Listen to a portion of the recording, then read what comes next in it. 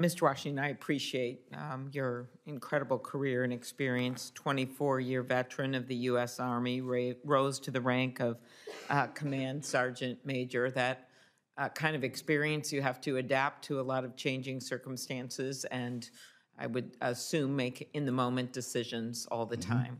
And you work with the people around you to make those decisions. Yes. Is that right? And you also have been managing the third biggest airport in the country. Is that right?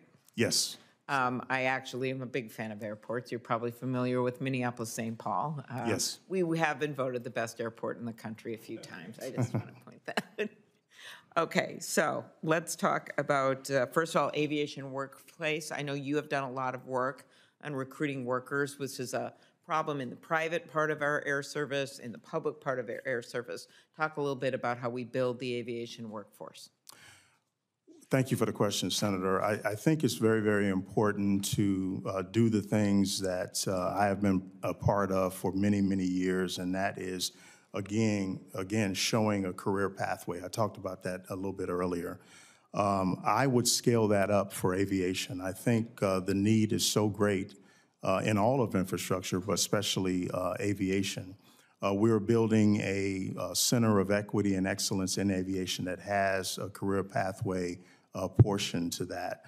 And so in addition to creating that pathway in aviation, I would go out and be the quote-unquote evangelist for aviation workforce opportunities all over this country.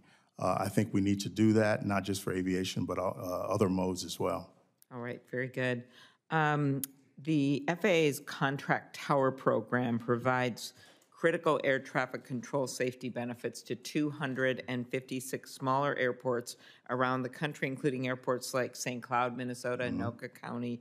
It's a good deal for taxpayers, helps rural communities, supports military readiness and national security operations.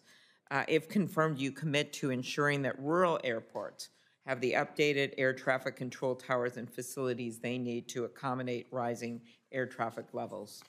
Thank you for the question, Senator. Absolutely. I'm committed to that and would love to work with you on that. Very good. Thank you. Passengers at airports experience significant travel disruptions, as you know, in January, due to the outage of the U.S. Notices to Air Missions, also known as NOTAM system.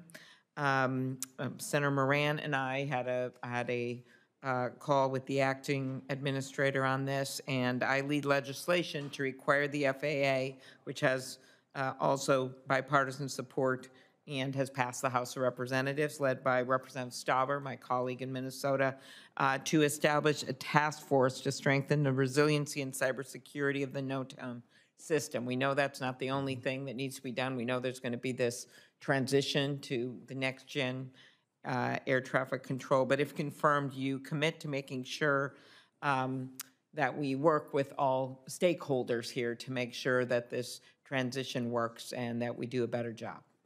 Thank you for the question. Absolutely commit to working with stakeholders. Also commit to making redundancy of those systems a top priority as well. Okay, very good. I think I'll ask my remaining questions. I see my colleague, Senator Rosen, who's such a leader on tourism, is here, and so I'm going to, after the Republican questions, turn over to her. So thank you, Madam Chair.